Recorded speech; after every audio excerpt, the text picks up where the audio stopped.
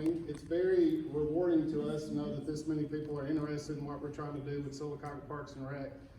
If I haven't had the opportunity to meet y'all, I'm Steve Masters. I'm the new executive director of Sylacauga Parks and Rec. I've been there 12 years, but mostly in athletics. Moved up in February. Our goal when I took over as director is I wanted to have a master plan. I want to have a plan of where we're going to be 15 or 20 years from now. And as y'all know, you need a good roadmap of how to get there. So the city council actually helped us, and we teamed up with Chambliss and King, and it's been a fun process. We have a steering committee. First of all, we started taking inventory of what we actually have now, and by inventory, not only facilities, but also the programs and stuff that we currently offer. They took that information and they compared it to other cities our size, and they're going to give recommendations of facilities and programs and stuff that other cities that are comparable to us offer. And we also, the stage we're at right now, we did a survey. Hopefully y'all took time to do the survey. It was long, it was intensive, and it was all inclusive, and that's kind of what we were wanting is your ideas, your opinions of what we should be doing, what we should be offering for y'all in the direction that we need to go to get there. The master plan, they're gonna help us at this point to get to not only what we currently have and how to improve that, but also recommend new facilities and new programs for us, and also hopefully a way to help us pay for it as well. So this will all be in that meeting. When I say master plan, it's not one project. I mean, it's gonna cover every park we have, every program we have, and hopefully future programs and future facilities as well. So with that, I'm gonna introduce Ms. Kaylee with Chambliss and King. And while they're speaking, if you don't mind, kind of keep your comments. There's going to be time after the meeting for everybody to speak. If you have a question or concern or an idea that you want to bring to the table. Hey, well, as he said, I'm Kaylee Cofer. I'm with Chambliss King Architects. I wanted to start off by thanking you all for coming tonight. I know it's a very busy time of year, and we just really appreciate that you took the time to come see us tonight. I also wanted to thank Parks and Rec Department and the steering committee for their input during this process. They've been really critical in kind of conveying the needs of the public to us. So I'll quickly review our agenda real quick, and then we'll jump right in. So I will start with an introduction. I'll introduce everyone and our roles, and then we'll talk about inventory, which is what Steve was saying about we took inventory of the existing sites and what you already have here in Sylacauga, and then we'll jump into analysis, which is largely a summary of the survey data that we collected. But I do want to let you know we're just going to kind of briefly run over some high points of the survey tonight, and then in our upcoming meetings and in the final plan, we'll really dive into the details of that later. But you will get some data tonight. And then after that, we will look at the Catalyst project of what that could be and where that could be. And then we'll get your comments, and we can't wait to hear from you, what you think. So, we'll jump right into introductions. So on our team of Chambliss King, it's me and John Chambliss is our partner. He could not be here tonight, but he's been very critical in this process. And here we have Edward Norwood with Railsford and Dunleavy. They're our market analysis firm, and Edward is out of their Atlanta office. We also have Jill, who's not with us today, but she's in their DC office, and she's been a big help. And then of course we have Michael and Brian, who is the landscape architect with HNP, and so he's been critical with the designing of the actual plans and maps that go along with that. So we quickly wanted to highlight the members of the steering committee. They played a very critical role in just conveying the needs of the community, and we have a wide variety of leadership positions throughout the city. So I think we've got a lot of different perspectives, which has been really good. And we're very thankful for their guidance through this. So just very quickly, kind of members or representatives of the city of Sylacauga. We've got Mayor Heigl, Ken Morris, Nate Brewer, Tiffany Nix, Lee Perryman, Steve Masters and Jim Armstrong. And then other leaders throughout the community, we got Matt Hubbard, Lawrence McGee, Mitch Miller, Laura Strickland, and Brian Taunton. So we just wanted to thank y'all. So here we'll jump into the SAD session, which I'll hand it over to Edward really quickly. Good afternoon, everyone. Again, my name is Edward Norwood with Railsport and Dunleavy. Our job inside this process was one, to take a look at kind of where is Sylacauga right now, where are your terms of your parks or recreation, and where do you want to go? So B&D does that through a process of criteria making and helping the city understand what its strategic priorities are. So we do that in terms we like to call the target new reality. Understanding where you are today, understanding where you want to be 5 years from now, 10 years from now, 20 years from now to the future. How can we best get to that point? Most of the time, that's not a true linear progression. It has ups and downs. So that's one of the things we're mindful of. But again, the targets get you to where the future vision of the city is going to be. How do we do this? So we actually went through we call it a strategic asset visioning process. So in essence, think of with the steering committee. We had a series of about 15 questions broken down into 4 categories, really to understand kind of where the city wants to be for a competitive position. Where do you want to be in terms of civic function and lifestyle and wellness? How do you want to respond to your users' needs? And last but not least, what kind of financial performance do these parks need to generate? So we went through this and actually had the steering committee rate kind of where Sylacauga is today and where the future vision of the city needs to be, presuming there were no constraints. So there were no budgetary constraints, there were no land constraints, there were no political constraints, just truly what's the vision of this actual city and this community for parks and recreation. We do that, and we actually rank the questions in terms of which ones have the largest gaps, i.e. how, if you're want to be at a point that you provide all services for free and you're not there right now, what's that gap? So understanding what that delta is between the two, really want to hit those options first. That's why you hit on the primary. Then secondary objectives, the secondary layer of how you want to hit those objectives, and it continues going on tertiary, etc. After this, I think it's Michael. I'll turn it over to Michael to kind of talk about the facilities. Thank you, Edward. Again, as Kaylee said, my name is Michael O'Brien. I'm a landscape architect with HMP. As part of the master plan process, just to repeat what Steve has said, our initial first step was to really take an inventory of what you had. And so that included a detailed tour of 14 sites that were both active and passive recreation. So it's a real mix of what you have here in the city. Some of these sites were located close within the core of the city. Others were within well-established neighborhoods, and there are also others like Lake Howard, where on the outskirts of the city that provided a more natural setting.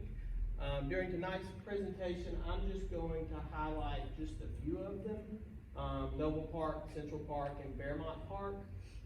But as part of the master plan, there'll be a detailed analysis of each of these 14 that you see listed here on the left. All right, so Noble Park. So this property really presents itself, and let me preface this by saying I know you all live here and familiar with this, but I just wanted to take this time to give you our impression of what we observed. So it's one of the main public parks for the city of Sylacauga. The existing conditions provide a wide range of activities from the playgrounds to the large pavilion, the perimeter walking trail, the high school baseball field, the beach volleyball courts, and of course the unique skate park that's very, I will not use that word again, but it is very unique to this area. I think the large existing trees within this park really help give it a sense of place and provide the visitor with a feeling that the park's been part of this community for a long time, which it has. And overall, the condition of the park is pretty good. There's a few minor drainage issues, and as part of our analysis, we noticed some opportunities for future improvement. This includes stream restoration for the drainage ditch that kind of cuts right through the center, so it's more of a natural amenity. Adding additional sidewalks that really kind of help define the spaces and create more walking paths, and then programming some of the unused spaces to take full advantage of all the space in Noble Park, especially some of that property that's just to the north of the park. This site analysis for this space will be shown in more detail, as I mentioned, in the final master plan. All right, Central Park. So one of Sylacauga's newest and most used parks, especially relative to community events and festivals. Its proximity to surrounding public buildings really helps it in its identity as being a true public park. All in all, it's a wonderful space. It's really a great pavilion with a nice entry gateway right there across the Bluebell. Some of the recommended improvements in here also include kind of creating some more defining walkways that will help solve some of the space issues, and then deal with some of the drainage issues that we've noticed when we were there on site. It creates opportunities for us to put in some storm drainage and redirect that water so you don't have the ponding effect like you see in this photo. Fairmont Park. So this is a really nice neighborhood park surrounded by the Fairmont community. It has a large open field in it with 2 backstops that can host baseball or softball practices. There's a well-used gravel trail that we noticed many people using when we were there on site that day. A small pavilion, a playground area that's accessible, and a full-size basketball court. One of the great features of this park in our mind was kind of the juxtaposition of the large, open lawn with the existing trees and hardwoods. It kind of provided 2 kind of really distinct different settings, but within the same space. As part of the recommended improvements for this park, it'll be adding some site lighting to improve security and safety, and adding a more defined parking areas, and then repairing and refreshing the playground and the well-used basketball court. The J. Craig Community Center, which this currently serves, as you know, as your rec center, but the building is more of a community center as indicated in the name. It's a great location. It's in a great location along 21 with a really nice basketball court, volleyball court on the inside that every time we've been there, there's always people out there using it. So obviously it's appreciated and well used. But in addition to that, I think what makes this difficult is the limitations of the floor plan and being able to have some flexibility and versatility to provide opportunities like modern day rec centers do that we're noticing. So as part of that recommendation about how to move forward, we've been in discussions with the steering committee about potentially looking to building a new rec center, which we'll show you later on as relative to our Catalyst project, as it may be a future improvement in the city. The city pool. So we understand that the city pool has been part of this community for a long time, and as typical with these types of historic pools, they have a shelf life and eventually require major upgrades. It's our understanding that there's already been some detailed studies with qualified consultants to indicate what the repairs would be that are needed and what the cost associated with those repairs are. As the case with most things these days, it's a pretty hefty lift to make the repairs from here. So we've been working with the steering committee, providing recommendations about ways to take that money instead of repairing the facility, of creating a new aquatics facility that will really provide a wide range of activities that will serve all groups. These improvements are not necessarily something that could really be accomplished on this existing site due to the limits of space and amount of area provided to expand. So now we'd like to share with you more about our analysis phase and specifically some of the survey information, so I'll turn it back over to Edward.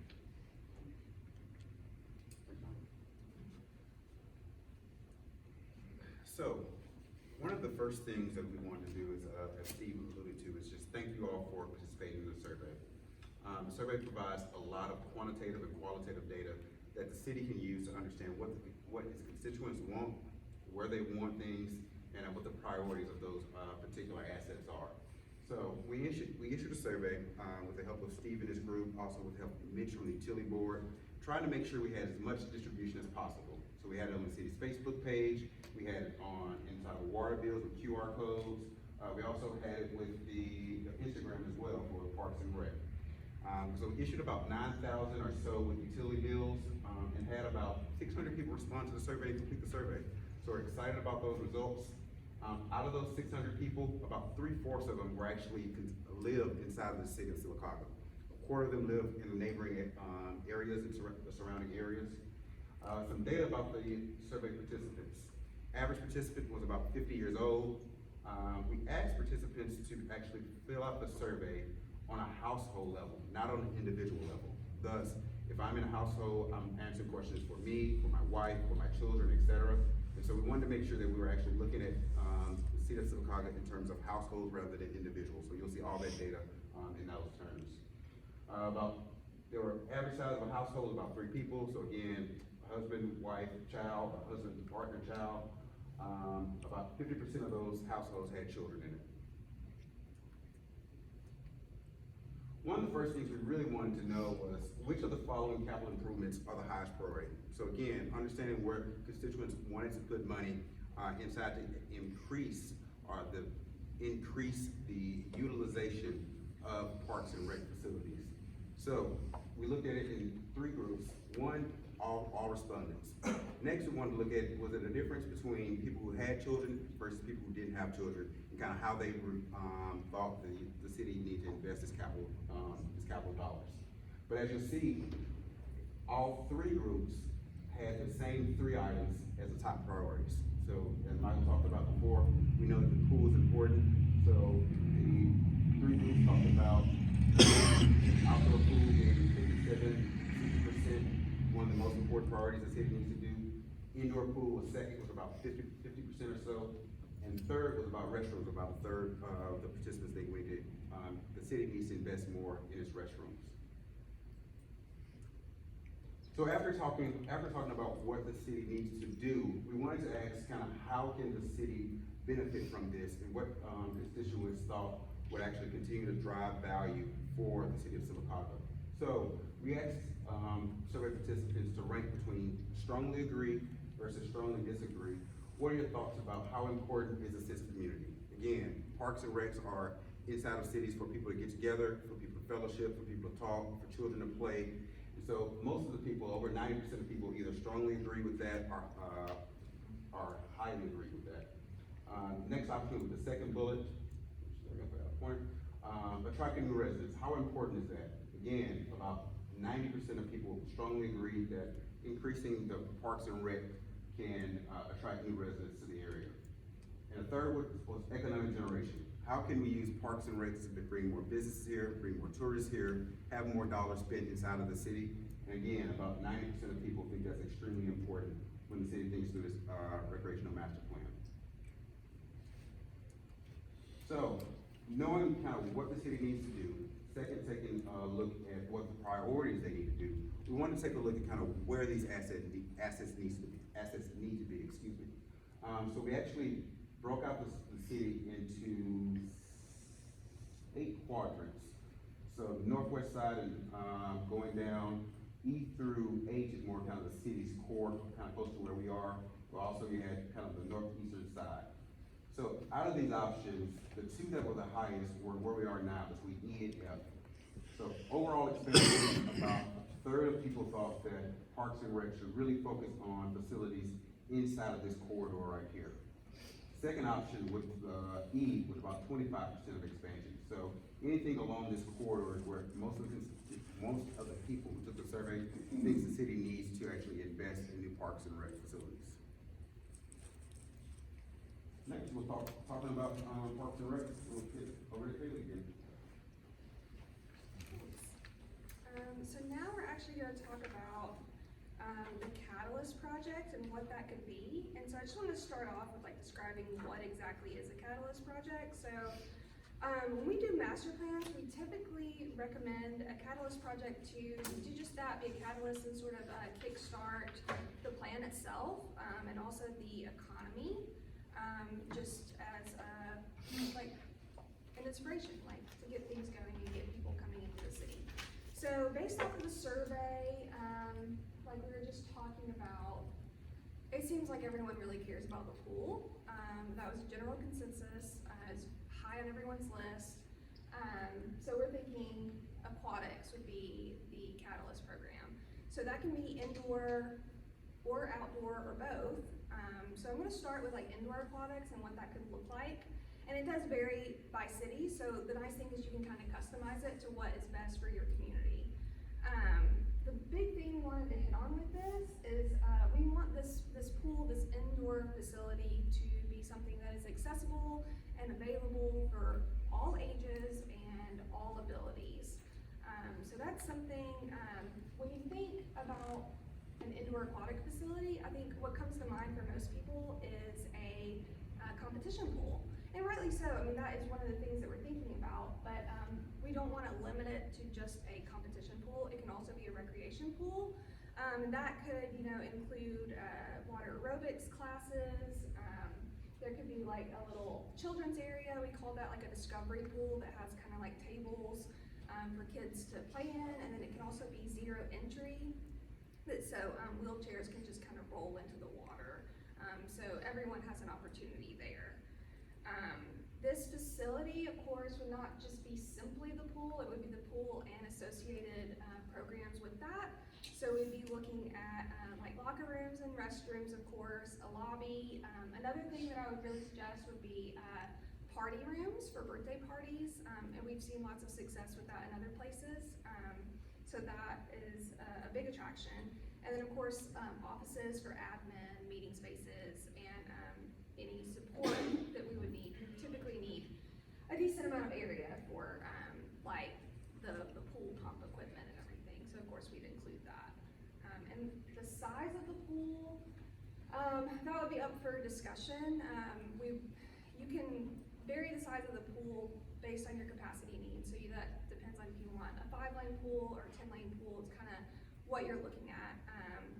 But the other one thing I wanted to hit on with this, we were talking about those survey results where there was a scale of, strongly disagree, strongly agree. And one of the main points of that was that a lot of people, 90% or so, wanted to generate income for the economy with these projects. So one opportunity that exists here would be, yes, like hosting these competitions and tournaments. And by doing that, we call that sports tourism. You're bringing in people for these competitions, but they're not just using your facilities, they're staying in your hotels, eating at your restaurants, and buying from your local businesses. So that's something we want to think about. Quickly, I'm going to show some conceptual images. These are things that we could do in an indoor aquatics facility. These are examples from facilities all over the country, but the top left one here kind of shows the combination that I was talking about like a competition pool here, a recreational pool here, and like a kids area with a zero entry coming in here. The top right one is more traditional in a sense, where it is focused on competition and a competition pool. And then the bottom two are kind of the opposite end of the spectrum, focus more on recreation, which does generate more interest for like kids, of course, and the younger crowd. So also going along with the Catalyst project, we would like to look at outdoor aquatics. And the nice thing about this program, which Michael will hit on later, is that it's very easy to phase these works. So you can start with, say, an indoor aquatics facility, and then a few years later, come back with an outdoor pool. A few years later, come back with, say, a lazy river or something like that. But once again, our point here is that it's for everyone. It's for all ages, all abilities. Like in this plan here, you can see there's a lazy river. There are vortex pools, which is for all ages. There's actually a water slide over here you can't see. So one thing I would like to mention, if you have an indoor competition pool, you probably won't have an outdoor competition pool, but it does make sense to potentially have like a warm-up pool for people to use before they go into the competition. So you can have all sorts of things outside. I mean, we're talking about, yeah, lap pool, lazy river, excuse me, lazy river, water slides, even an event pavilion and like, sun tanning places. So ideally, this would be located, immediately adjacent to the indoor facility, so they could kind of share resources. You could share locker rooms, you could share, concessions, and like admin would kind of be for both. So those sorts of things to think about. And once again, like the capacity, would determine the size of these elements. So that's something to think about moving forward. I also have a few inspirational images here. I will say like the outdoor facilities do tend to be more like child oriented, but they can still be for both. You can still host water aerobics classes outdoors. It can be for everyone. Vortex schools are for all ages, and of course recreation. But here, this is a splash pad. This is a splash pad. This is an example of that outdoor competition pool, which I'm not saying you would need both, but that's one option. And then a lazy river here. And this is a cool idea I've seen before, where kids, it's like rocks with water, and you can kind of like dam off the water and let it go, and kids just really tend to love that. So something that's a little different. Those are just some ideas about what the Catalyst project could be. We think it would be a great fit for your community. And once again, something that everyone could use. So I'm gonna bring it back to Michael so we can talk about where that catalyst might be. Thank you, Kathy. Okay, so once we've kind of worked, by analyzing all the data and discussing that with the steering committee, we went back and selected a multitude of sites and just talked about all the pros and cons with each location. Presented that to the steering committee and provided our recommendation, and ultimately ended up with the site that you see here. So this site, and this is we're gonna start with, like a 10,000 foot view, and then we're gonna keep getting closer and closer so we can talk about the connectivity, why it's a good site, how it relates to the context of the city as a whole.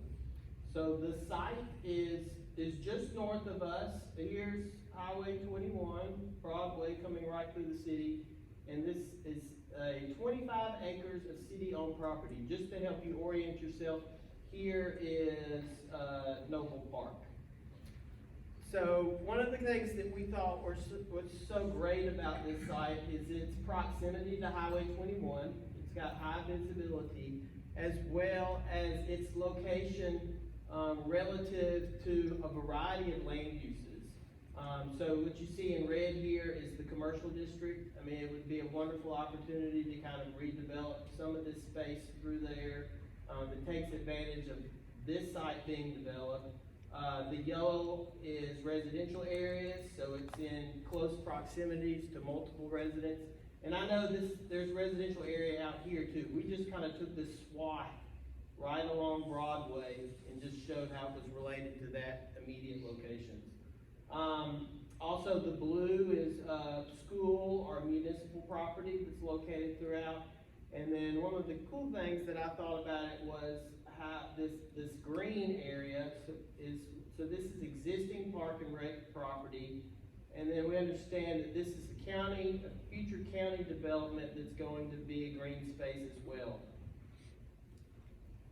Let's see, so now we'll zoom in a little bit closer. So the idea of it being part of this green ribbon that kind of flows in and out and across Broadway. Here again is the site at the top. This is that county property that I'm talking about. And what's shown in here in green is not just all park space, but it's also the idea of creating this walkable destination. So here's obviously your entertainment district or your central business area. Here we are, let's see, we are right here, no, we're sorry, we're down, aren't we? Right here, adjacent to Central Park. So by setting up this destination at the north, you begin to create a framework that a lot of communities have done where they do a lot of sidewalk improvements, and then it becomes a more walkable community. So that was something that we were really excited about addition to, as I mentioned, connecting all these different park spaces along this walkway.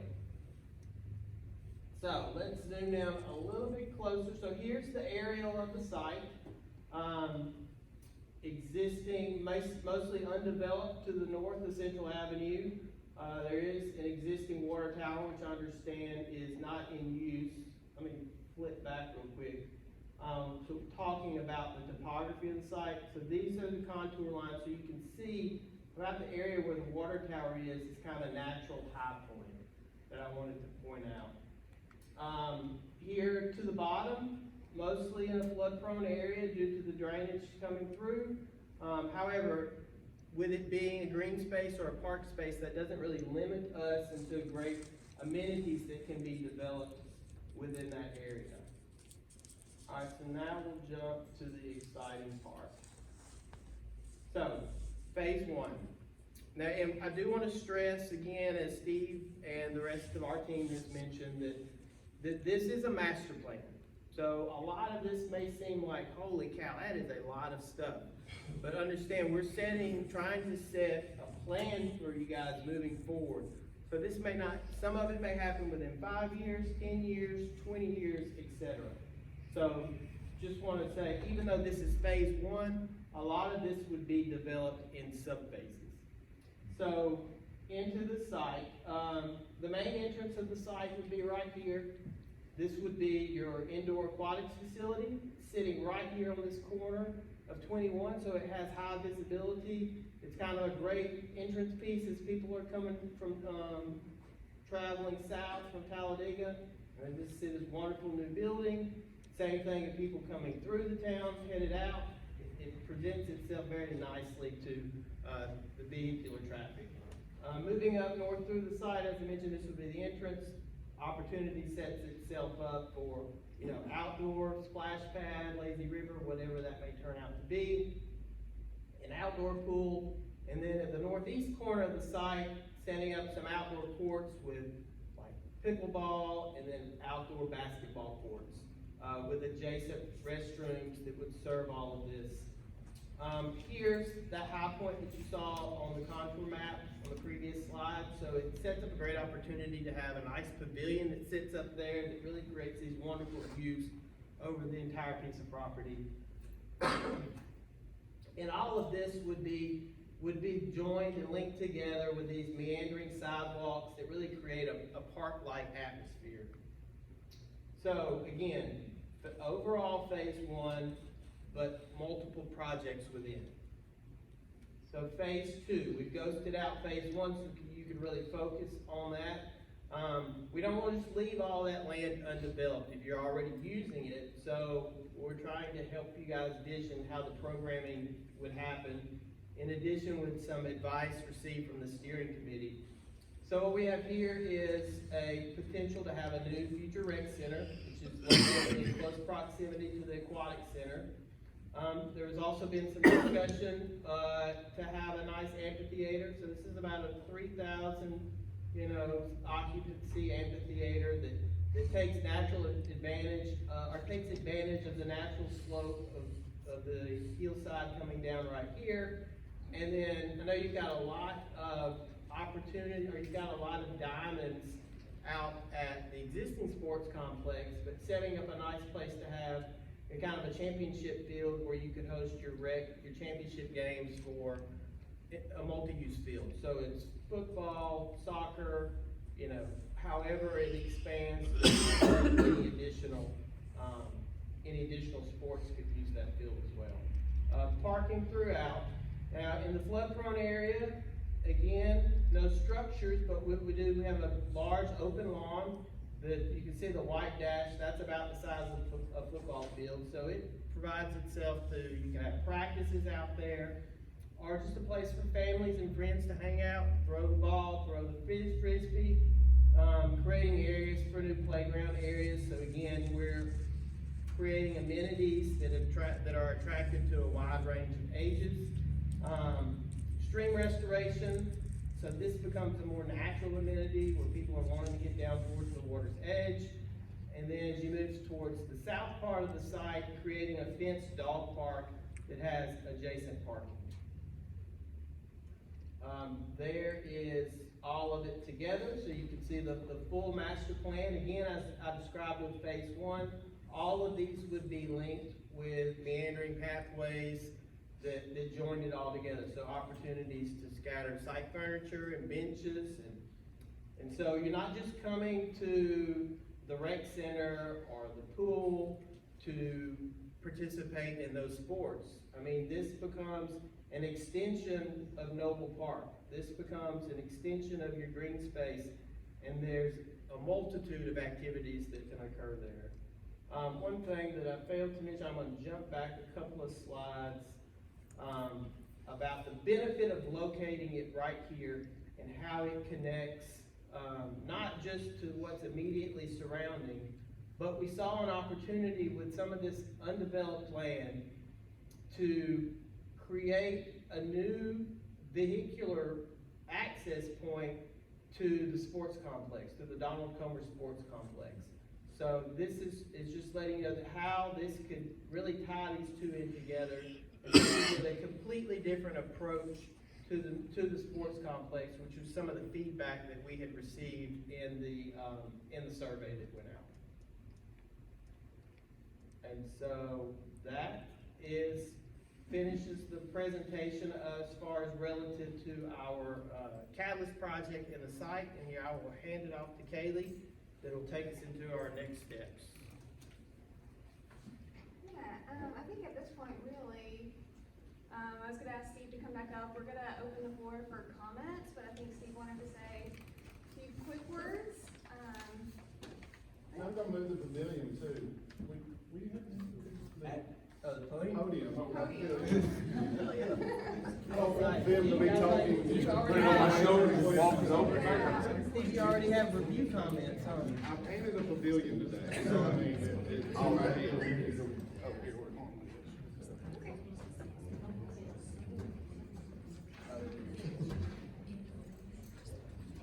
All right, guys, like we said, I mean, we're definitely leaving room for Q&A, bring concerns, questions, anything that you have, new ideas, stuff like that. We're not gonna be as official as a city council meeting. You don't have to state your name and address and all this kind of fun stuff, but we definitely wanna hear from you guys. I mean, we want y'all to step up, tell us what your initial thoughts of this are. If you have ideas of something we left out or anything like that, we're gonna ask you to keep it to about 90 seconds. That way everybody has the opportunity to speak. And, hopefully we can answer any questions you have or write down the concerns and stuff that you have that we can address before we start with this project. Okay? First come, first served, don't be shy, step up. I got a problem. There he is. My man. I've been working with the regular. My name's Fred Aaron. I've stayed on 38 years. I came back and I was trying to get our park fixed. I didn't see no picture of South Island. And, people don't went in and went out. They letting us stink. Like I be telling them all the time, both parks supposed to have the same. But they just throwing us down like they gonna push off like a bulldozer. But all I ask is to be treated fair in the area I stay in. And so, and I got some more people that hit me, but they wanna get involved now. And, what picture South Island? I had Fairmont and stuff. Our park needs fixing too. Which one was that?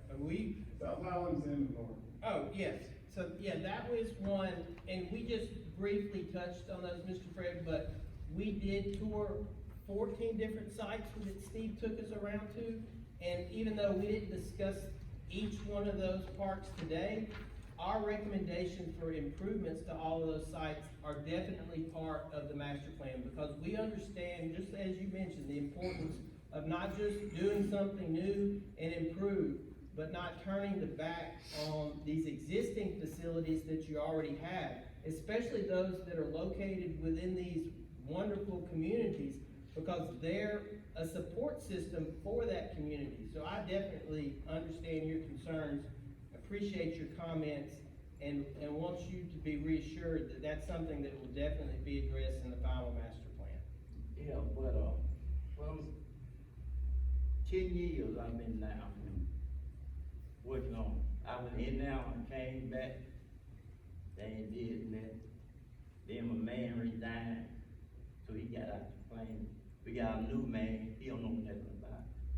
Well, hopefully our involvement in this moving forward, we haven't even been, it's just been a couple of months that we've been doing this. Hopefully that's the first step in you seeing some improvements to those facilities. Yeah, I see down in Noble Park, they doing something else in them. I remember they put cages up and they ain't down there no more. They doing a heap of work and stuff.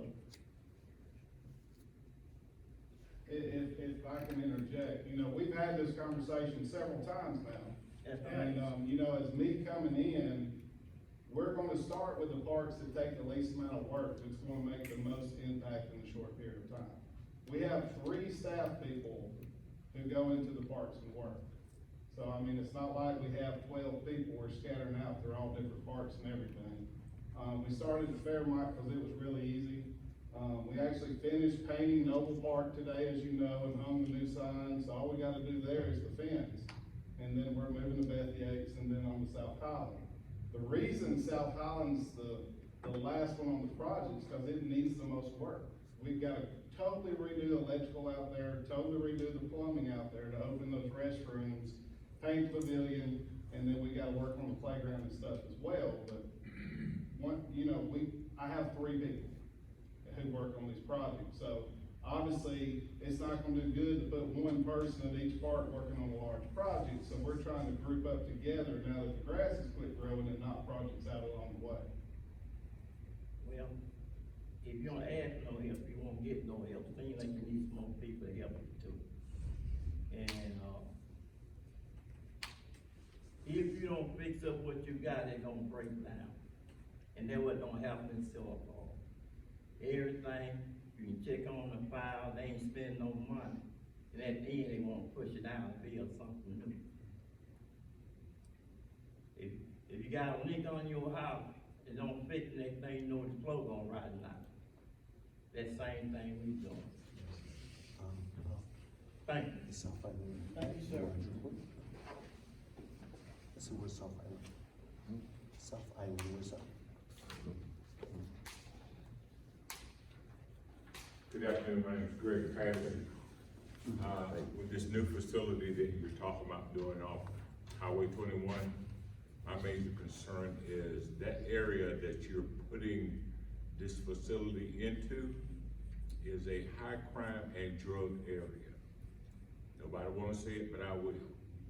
There's a lot of drug houses, meth houses, crack houses, abandoned houses that you got people living in, and it's right across the street and down the road where you putting this facility.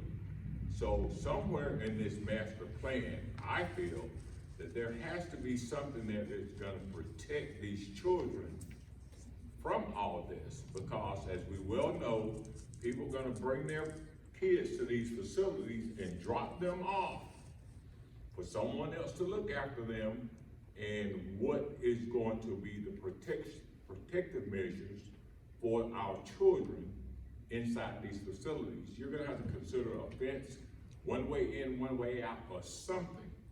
And then after hours, I don't know what the park hours are gonna be, the facility hours are going to be, but there's gonna have to be something there or someone there to watch over the facilities. We know that people go out and damage parks after hours. So I'm just saying, something in this plan needs to be developed. Yes, sir. Thank you, Mr. Patterson. Yeah, and I will point out, again, you know, this is just a master plan, so it's not like all the details and the design components of the project have been worked out. So the good thing is that, you know, we get positive feedback like that, where we know what kind of these critical areas or concerns are, So those can be addressed once the project actually moves forward and then the city decides to build something like this. Also, I do wanna mention too that it's based upon, the type of designing public spaces for the past 15, 20 years. It's been my experience within communities all over the southeast that when something new is developed, even in areas that have crime and drug issues, that because something new is built, that it creates a better sense of community and care. So you get more people that are standing up instead of just turning their back on those spaces and say, well, that's just is what that place is. They become more invested, they become more interested, and they become more aware of what's going on. So it creates, not to say it again, but it does create a better sense of community where people going out and taking care of themselves. I mean, if you got a wonderful athletic facility or recreation center, now you've got a bunch of good eyes out there that are looking around, that are paying attention to what's going on. And we all know that the more visibility there is in areas, that does a better job of deterring crime. And yeah, and that visibility is something that will definitely come into play, like, as we're, as the Catalyst project, if that's what we're talking about, like, is being developed, specifically anything on that site, like, whatever is developed there, as we get into that specific design process, like, we'll definitely be thinking more about, like, lighting and one way in, one way out. It's a good suggestion, like, those kinds of things, those come in, The security, the perimeter fencing, yeah, all of that, or, the working with the Parks and Rec to talk about the logistics of when is it open, when's it closed. Yeah, so one thing I wanted to add is just, the term catalyst means to start or begin, to ignite. And so the thought would be that this site or this project could actually ignite and redevelop the areas around it. So similar to what Michael was saying, having something there, having something there is new, allows potential developers, new residents to come in to understand, here's a new facility, there's something new in town. I want to be happy, have my home, my business, my leisure space close to this, so it should actually really truly be a catalyst for the city. It would dive deeper into what you're talking about. So that when you're talking about the development, once that catalyst is put into place, what are the possibilities? When you say, of developers and other things coming in, what might possibly happen when that nice new facility goes in and changes that demographic? It could be a litany of things. You could have commercial spaces, you could have industrial spaces, you can have small mom and pop spaces. So that area, as a city looks at the overall master plan of the city, not just Parks and Rec, can completely transform that corridor. So there's no longer a high crime Yeah. district. I have a couple of things or concerns for myself. My name's Thomas. I've been in and out of Sylacauga for a long time. Family's lived here for a while. Family has literally, since the 1800s, been in the Fayetteville area. One of my concerns would be, how does this project not become like some of the other parking recs in the areas that have been passed over in that repairing? As a gentleman was talking about, I've been at the sports arena that has been painted. I've been at other places that have been painted and redone and fixed. And then there's other ones like the one in Collins and projects has not been touched, leaky roof for about 3 years. Finding about it, what this gentleman's talking about. I'm an avid basketball player. I coach, love ball. I can't even get inside the normal gym to play ball. It's a $250 fee is what I'm told for a half day to play at a spot that tax dollars pay for. So my question is, You don't have to. wait, have to hold on, play sorry. basketball. I hear you. We have So, open gym wait, 4 one days a second, week. I hear you. So far, every time I've been in there, that hasn't been my truth, okay? So I respect what you're saying, but so far, as long as I've been there, there's either been gym, gymnastics, or something else running it. I've never been able to. And I'm there almost every day. My father's up right across the street. So, my concern would be, okay, when that's created and done, is it going to turn like many other things to where the access to it for the community is no longer accessible? And it's now for tourists or anybody else who's coming in? Is it something that's put in place to design it for the community to be able to always be a part of it and not be placed out of it once it's creating money or generating whatever it is that the underlying purpose is? I've traveled around the world, been in a lot of places. You go to Disneyland, every resident at Disneyland gets a ticket for $40. Everyone else gets that higher price. There's certain things put in place that's locked. So I just wanna say, yeah, it sounds great. Major concern, like you're saying, with the drugs and different things in the area. What are the things that are being placed inside and thought of that says it's actually for the community that's putting it together with tax dollars and everything else? Does that make sense? It does, yeah. You wanna start any comments? I can. My vision for, obviously aquatics pool seems to be number one on everyone's list, so that needs to be taken care of before we replace anything we currently have. But, as far as the rec center, I've been to pretty much, I would say 90% of the rec centers inside Alabama. And, I wanna see it more of an open rec center all the time. You are correct. Right now, we have one gymnasium that we have access to. Mondays is gymnastics, Tuesdays and Thursdays is either volleyball or basketball. And that's of course in the evenings, but we do have that space open every day from 7:30 until those programs start, except for Mondays being the exclusion of that because of gymnastics. But our goal is to have more basketball spaces, and I would love to see a workout facility in there. I think if you could work out, play basketball, or go swimming and have an all-inclusive rec center in one place for the community, that would be the key. And to answer your question about availability, I mean, our citizens would come first on an open rec center that had a swimming pool and that had a workout facility in it. And, when you talk about outsiders coming in, I mean, obviously, we love hosting tournaments. They are a huge, huge economic impact for our city. But most of the tournaments that we ever host are very seasonal and are one day for that. We'll have a district tournament or a state tournament. It's not a every weekend kind of thing. Can I say something? Sure.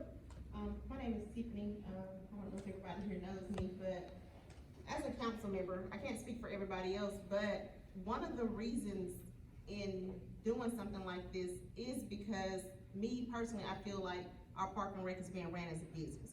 So there isn't any recreation. So that's the whole goal of trying to do something like this or something of this magnitude so we can create space. So of course, some things you do have to charge for, but we still need to offer recreation.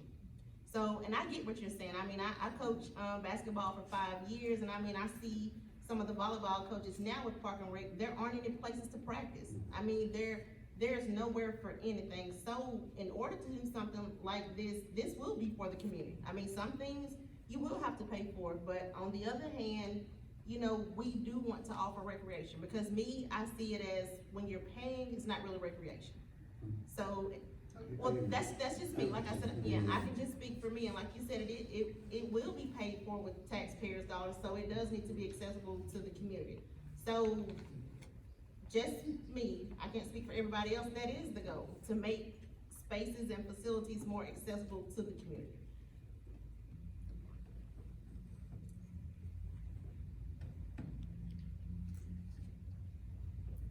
Any other comments?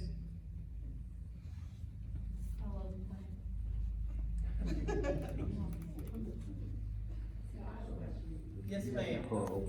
Is there a budget?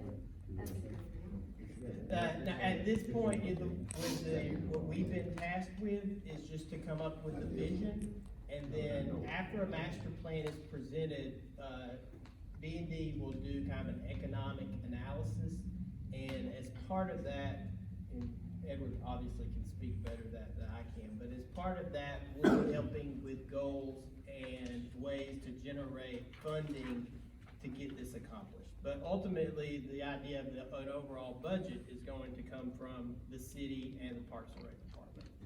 Yeah, so just a little piggyback on that one and to follow up on the previous comment. One of the parts of the master plan, not only is just projecting costs for new assets coming on. But it also has a budget in there for renovation and upkeep of existing facilities. Again, right now, we're thinking of just possibly one new facility, but we're not at all saying that the other 14 or 15 facilities are gonna become obsolete or not used. So we wanna that's why in the survey, if you like took the survey, there were questions on each specific park. So we wanted to ask citizens and people around Sylacauga, kind of what's important at Park A? Here's a list. What's important at Park B? Here's a list. Here's how this park needs to be improved.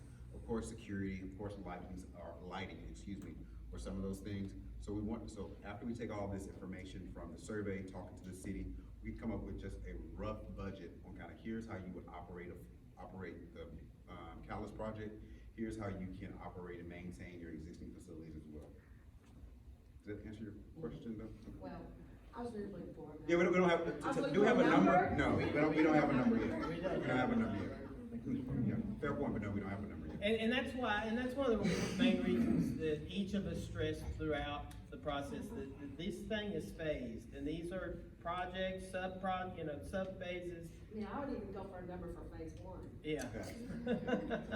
So no, once the city, so the process would be because, once the city approves what the plan is, or we'll actually provide some general recommendations or kind of rough order of magnitudes on how much this will cost.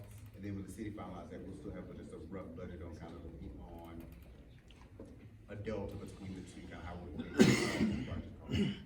That's a good question too. When is that vote or thing being presented? And is that an open meeting? The final master plan? Yeah, and a couple of steps before. The final plan, I think, is our next meeting Yeah. in first week of December, Yeah, second week of December? so, and I mean, I could flip through that. Sorry, there's a lot of these random slides. Our plan is I was gonna hit on next steps. So our next meeting, we haven't officially set a date for it yet, but it'll be in December sometime, and that'll be like our final public meeting where we will present. We're still gonna call it a draft plan, but it'll be pretty much complete. We're just calling it a draft so we can go back and make any adjustments based on feedback from that meeting. So it sounds like you guys have already decided and it's what's happening. The question is what the plan is, but it's happening. Is that accurate? The plan or? The master plan is really, it's a business plan, or it's a document that we hand over to the city and the Parks and Rec Department, and what they decide to do with it from there really is, the ball is in their court. Now, Okay, I would be confident that they're planning on doing something, otherwise they wouldn't have even brought us to the table. And that's my point. So basically, whatever your second final draft is and being presented is pretty much because you said that's the last public / meeting, which means that's what they have, that's what they're going with. So before that, anyone with any concerns should be presenting whatever more we need to present for you guys to get other things admitted or removed from it in some way, shape, or form. Yeah. Correct, yeah, so the plan is a roadmap, and so it doesn't necessarily, or doesn't necessitate that the city goes from point 1 to point 2 at a certain period of time. I respect that, okay, so with that, my concern would be, as you mentioned before, no one wants to be left obsolete, right? Nothing wants to be removed out. So, is there a way we could be submitting for certain things to be touched and, I guess, shown more attention to in the process of that plan before it's created? Because right now I hear where everybody's saying, well, nothing's gonna be left out, but it already has been left out, right? So that's where the concern is. So the lingo in which it's being spoken is basically saying that it will continue to be left out. Does that make sense? Because it's already left out. So does something have to be presented now in order to try to get that possibly thrown in with this master plan before it's brought to the board? Perfect point. So actually, Kaylee, what we actually did was actually provide a QR code, which is right there. So we want everyone to take a picture of this, give additional feedback. We got a lot of qualitative feedback inside the survey. I don't know how many responses people just typed in, comments on their particular what's important, what's going on. So we've provided this master list to the city about here's what constituents are saying. What we're doing right now is just doing another filter. Okay, here's what we need to do based on what we talked about today. What are citizens' concerns? What are citizens' objectives? And how do we need to take that data, take it to the steering committee, and massage the plan anyway to come to a final resolution? Did that answer? I think I answered your question. To a certain degree, yeah. Okay. So why will it be Let me the, jump in for a second too. One of the problems Sylacauga has had over the last 50 years is we build things and then we don't set enough money aside to be able to maintain them. Everything has all been separate projects where we worry about fixing things and patching them. The point of this project is to look at everything that everybody wants, figure out wants, turn them into needs, figuring out what we need to do to be more attractive, to be more successful, to help more people, to make Sylacauga a better place on the map. But then we've got to figure out how to afford to do it and how to execute on it. But the master part of the plan is not just about let's go build something new and stand back. The whole plan is about finding a way to sustain and fund and maintain and keep and build everything that we need, and do it all right rather than patch things as things wear out. That's the whole point. And the one big plan is much more efficient when you've got a plan than a guy with a bucket and some glue to go fix something, waiting on everything to break. So that's the motivation behind the plan. We don't know what it's gonna cost yet, but the idea was to ask everybody what they wanted. Champagne taste beer budget. We don't know exactly how it's gonna come down the funnel, but this is part of a long process that will eventually be based on what we can afford. And what we need. So the needs will be prioritized. But I think the confusion is you said you asked everybody what they want, but the only thing that we've been presented with is the pool. That's the catalyst project. That's the first thing on the roadmap, and they're not finished with the map. Oh, I understand that, but you can't say you're gonna ask me what I want, and then you're gonna present this to me as the master plan, and you haven't asked me what I want. Well, they did I might- ask. That's what the survey was for. So this is based off the information. I have not seen a survey. I have not seen a survey. Yeah, but this is the information from the survey, so it was put out, and it was out for a while. I mean, they had it on all social media, they had QR codes set up, to go inside Park and Rec to scan, it was set up everywhere. So that's where this information came from the survey, it came from the public. It's overwhelmingly 90% of the people who took the survey of all age groups said they wanted a pool, whether it be indoor. Well, I understand that. And on the That's why survey, That's I mean, their priority. I know people don't do social media, you know, a lot of people don't do social media. So we literally got the utilities board to include it in with your bill, so if you're on Sylacauga Utilities, I did not. you should have gotten What it. in my bill? There were signs at the parks too. And we had signs at the park. Quick question, how do we find, your PowerPoint says public record, how do we find that? Is that posted anywhere? Oh, it hasn't been posted yet. It has not been, Not yet. okay. And does this link lead us to that, or what does this link lead us to, just the survey? Or the new It's survey? shortened, it's like four questions, like it's basically a few short questions and then like a big comment section, so you can type whatever you want.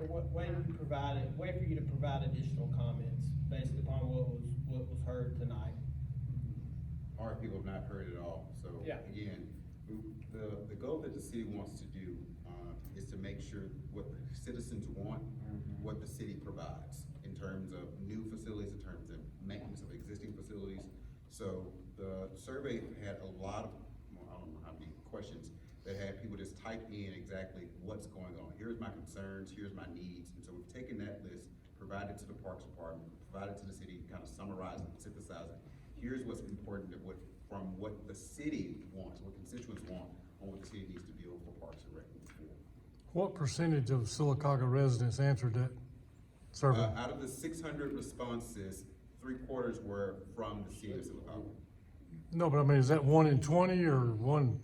I can do quick math. What is the total population? 75%. 1250, 75? 75%. People that. Oh, well, actually, that's not going to, that was actually number of households, so I have to multiply the number. It'll be rough, but I can give you a number. possibly give you a number. And you said the average was what, 50 years old, right? The average person who responded, but again, we asked on a household basis, so. No, I understand. Yeah, No, so yeah. But my question you is- said there's a range, like you can't have an average of 50, there's a range. Oh, sure, yeah, no, there's another slide that we have that actually breaks out, bifurcates it by age range between 20 to 29, all the way up from 80 to 89.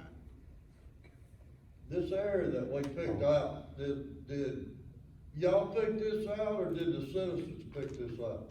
This area, these 25 acres? It was a combination, because even in, as part of that survey, that was the area, the geographic area, and then we presented several sites, and with the assistance of the steering committee, which we listed in the beginning, they were the ones that guided us to that site. So it's all been, all of the design decisions that were made were all based upon input from the public as well as the steering committee. I like what you got up there, but what I was curious about is, hey, we got plenty of areas that the city owns. Who decided on that area over there? The steering committee.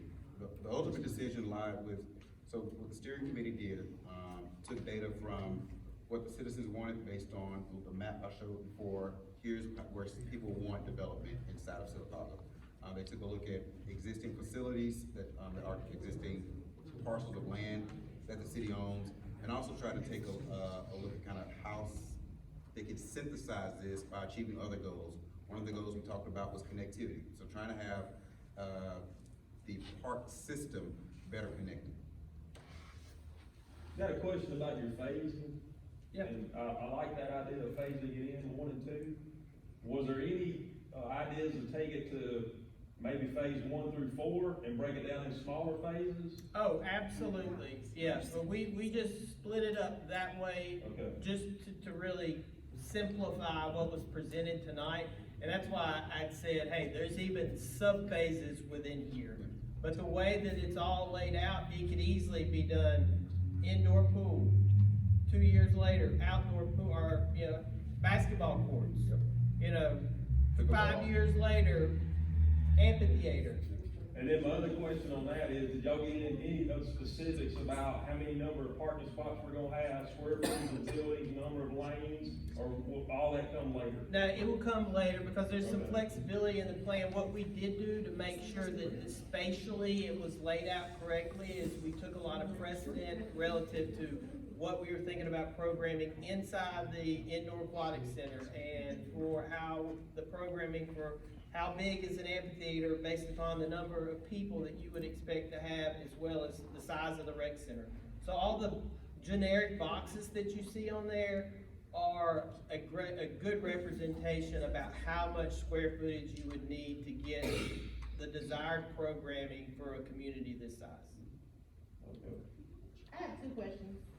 Yes, ma'am. First, how long is this QR code gonna last, and how long is it gonna take before the presentation is available online? And the reason I'm asking is, because I don't know if, once we leave here, that's it, just the people here are gonna be able to submit, or is this gonna be put online with the, presentation? Can your the way you share that with us, can that handle? Sure. Or we can, if we put it online, we just put a hyperlink. So we can, similar to the survey, it's internet based. So once we post a document, we can also post a hyperlink to there to provide some additional comments. Similar to what the survey was on the city's website as well. So constituents had a chance to go on the city's website, click on the survey and take the survey. We'll have the same opportunity for here just to provide some additional feedback. But wouldn't there need to be a time limit too? Because of course it doesn't need to stay on there until the next. Perpetually, correct. Yeah. For So, the not downloading the presentation, but for answering, providing comments for the QR code, yes. What we'll do is we'll discuss that with the steering committee and then have a response, I would say, at the beginning of next week. So that way, you can post a blast on your website that has a link to download the presentation, and also provides additional instruction about if anybody does want to comment, what's the time period that you need to get a comment in. That sounds. So yeah, we can post that on our website and on our Facebook and Instagram, and we'll blast that out to everybody. Yeah. So why is the next meeting the last public meeting? Because that's the way this process was set up. You know, the first stab at getting public input was the survey that was out for almost over a month, wasn't it? Over like 5-6 weeks. And then we wanted to have this opportunity, once we had data and information to share, you know, inventory process, feedback on the information from the survey, you know, graphics of an idea of what the Catalyst project would be, so that you guys had something to respond to. So that's why there's a second meeting to present our response to the comments received after this meeting, in addition to the plans for all the other 14 sites that are currently Park and Rec properties. So you're saying basically this presentation tonight was just a snippet of the big plan? Absolutely, yes. Perfect, yes.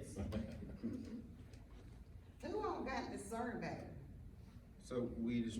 Was it a limit on it? No, so it was a, open hyperlink that anyone could go to. We use the utility bills, so, Mitch at the Utility Authority put QR codes on, I think they have 3 billing cycles in the city of Sylacauga. So we put the QR code on bills once or maybe twice, Steve, I'm not sure if you remember. They did it for each cycle. They did it for each cycle one time, yeah, so they put it on utility bills, they put it on your Facebook page, they put it on the city's website. City's website, Park and Rec website, we blasted it out to everybody Oh, yes. on our email list. Yeah, the Park and Rec email list. Posted at the Everybody park. Signs at the park. everything. Well, now we have this QR code, so hopefully everybody who missed it and wants to participate in the survey, they can scan this. And, to help get it out, maybe, is there a way we can scan it and share it tonight from our phones? I don't know, I'm not real tech savvy, so is that a thing? It's not a survey on the hyperlink, it just has a place for comments, that's it. Okay, but Yeah. still. Yes, I've already shared it. Okay, well, see, You let's, can share it. well, let's do that, maybe everybody here can scan it and we can share it to help get it out, give us a few more weeks to help get some more input, so that, you know, whoever wants to participate can, since there is a comment section. How about that? Can you print it out from this? You do, Yeah, I have some printouts. there's some printouts. Yeah, they're here on the table. Can I just clarify something though? That QR code is not to the plan.